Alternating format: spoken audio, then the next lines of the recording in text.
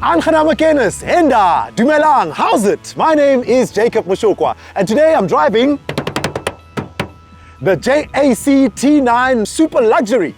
Yes, I know what you're thinking, another Chinese manufacturer, but how does it fare against the others? I'm going to tell you a little more about it in this video. So, hier gaat ons. Laat ons ry.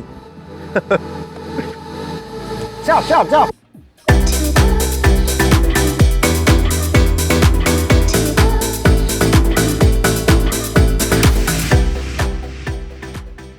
Now, for the purpose of this exercise, I'll start things off by closing the sunroof. Yeah, it's tilted now. You can come closer now. Think of a car, any car. Yes, Cars.co.za. Let's find what moves you.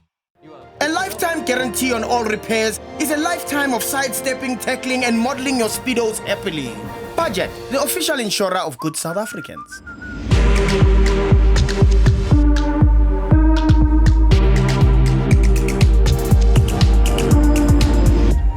So, JAC or JAC T9, what to say about this car?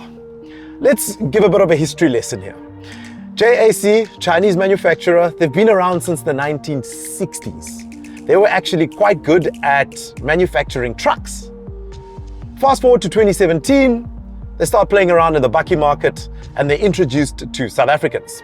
Now the funny part about all of this is my first ever JAC product I'm driving. This T9 Bakkie. I've seen the T6 and the T8 around, and I sort of always said, yet another Chinese brand, blah, blah, blah, blah, blah, blah. But now I've been very fortunate to drive a lot of these Chinese brands back to back. I remember driving the LDV Bakkie a couple of months ago. I remember driving the Hilux Bakkie. I mean, yes, it's not Chinese, but I mean, Hilux is a staple for any Bakkie lover in South Africa. How does this car fare with all the other Bakkies I've sort of got to drive? I get inside this car and it gives me the P-Series vibe. Electronic speedometer, a very nice infotainment system as well. In fact, this infotainment system is 10.2 inches. The amenities and the feel of the car is quality.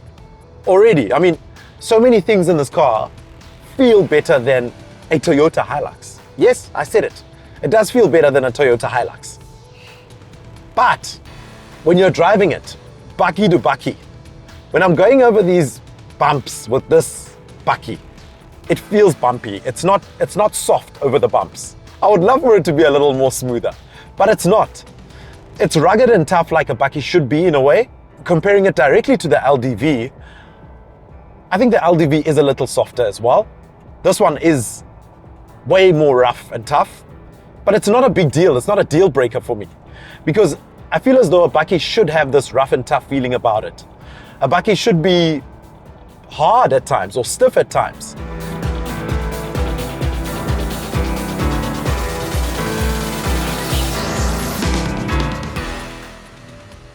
So the entry level of these cars which is the 4x2, is around 560,000 Rand.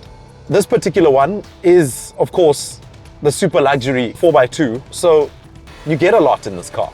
You get the sunroof, you get the rain sensing windscreen wipers. So it comes with an 8-speed ZF gearbox.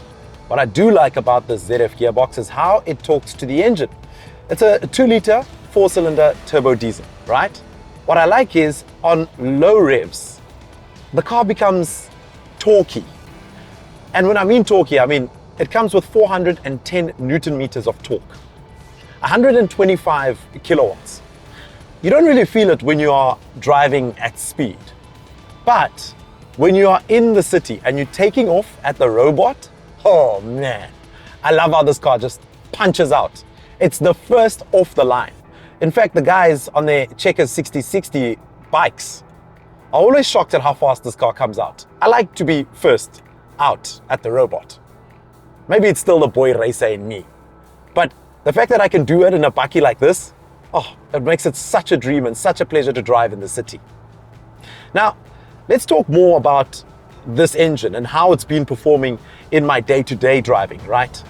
So, my city driving, when it comes to fuel consumption, has been around 8.4 to 8.7 liters per 100 kilometers.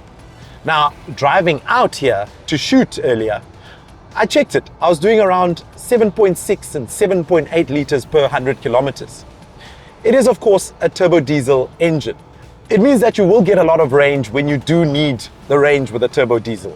When I picked up the Bakkie on Monday afternoon, I literally had 780 kilometers of range. My day-to-day driving has brought me down to around 550 kilometers of range. So the idea of fuel efficiency in a Bakkie like this has been very important for the manufacturers at JAC, or JAC if you'd like to call it. And I think that overall city driving with a car like this, it's going to save you in the long run.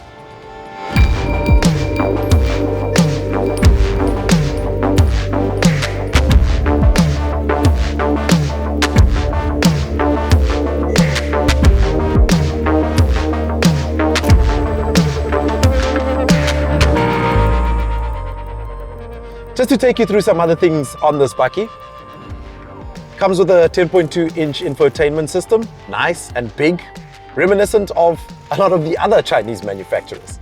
The problem with this car is it's too much of a cut, copy, paste, continue. Do you know what I mean?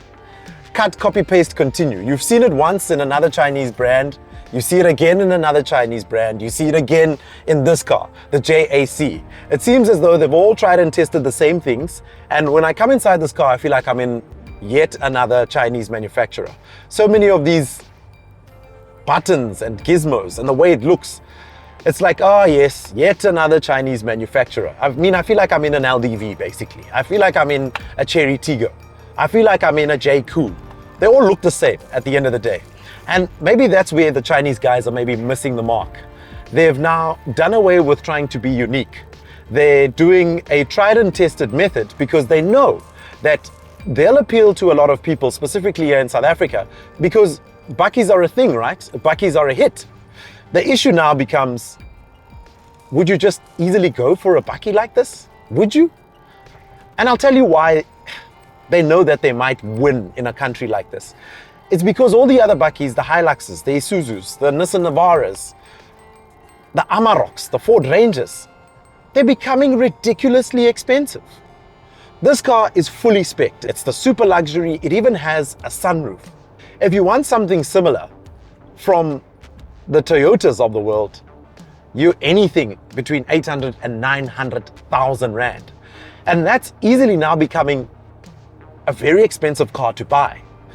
JAC thought quite well about the price point of this because the guys who could afford a 650,000 Rand Bakkie 5 years ago would be able to get into a Navara or a Hilux quite easily. Now, those cars are top tier now.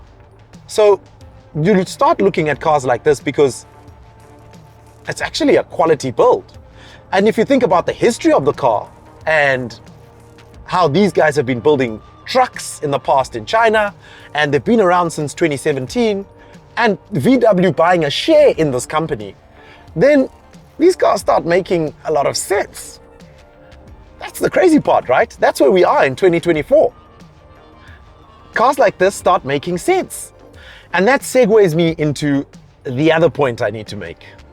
5-year, 100,000 kilometer warranty, 5-year, 100,000 kilometer maintenance plan. Who wouldn't look at a car like this? With that offering, I can understand why people would look at this car and say, maybe it's a great option for day-to-day or city driving. And because it's a rugged and tough Bakkie, you don't mind taking it off-road. Like, who wants a well-manicured Bakkie anyway? And after 5 years, you could trade it in for another one, right?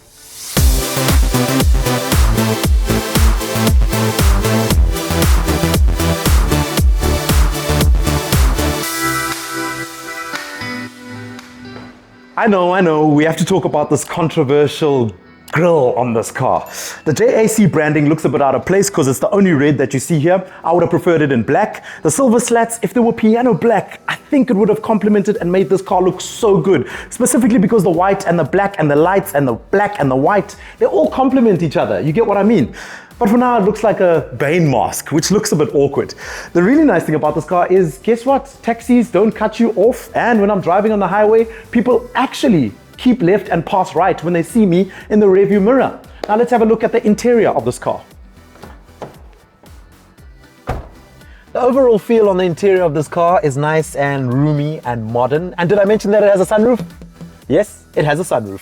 Red stitching on the seats, which are perforated, which are also electric for driver and passenger. The stitching continues here on the armrest, which is nice and spacious. 2 cup holders. This part here is a really cool design. Driver mode selection is quite easy on that side. And then it has a wireless car charger. Infotainment system is pretty nice, well located, easy to use and navigate, but sometimes you gotta double press the buttons because they don't actually always work on the first press or the first touch. Here we have the red stitching, which continues over there, and there's ambient lighting underneath as well. Coming here to the digital driver display, it's pretty clear, it's pretty straightforward. Everything is controlled with a touch of the button, which is on this steering wheel, and that's easy to use. So overall feel on the car is, it's pretty modern and it's really nice on the interior. It's not a wild track, I understand, but it's 10 times better than a Toyota Hilux. And if you don't believe me, check out the Hilux GR Sport video we did a couple of weeks ago, and you'll know how I feel about the interiors of Toyotas. Shall we check out the back now? Red stitching continues on the seat here.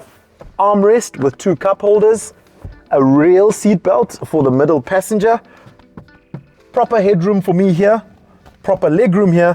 There is space here, storage.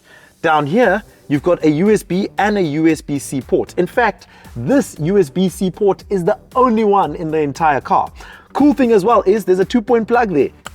Look, I can control my own vent here. Passenger can also control their vent on the other side. And that wraps up the back of the JAC T9.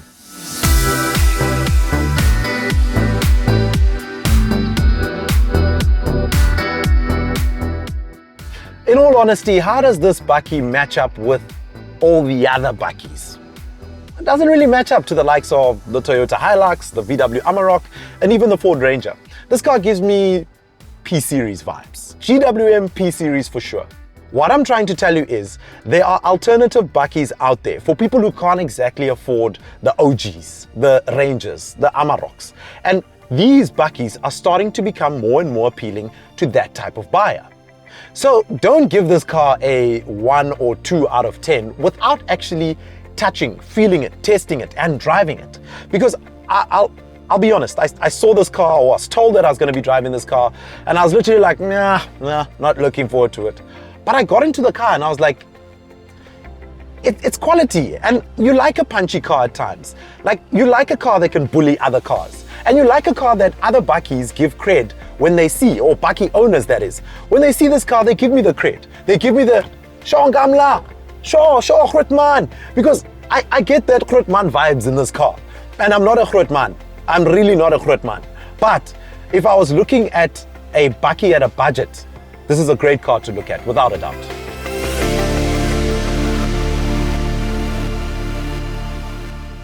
What's the car with Cars.co.za? Meet on the move Roxy. Her perfect car has a cup holder that fits her oversized color-coded sippy cup. Now think of a car, any car. Yes, we have it.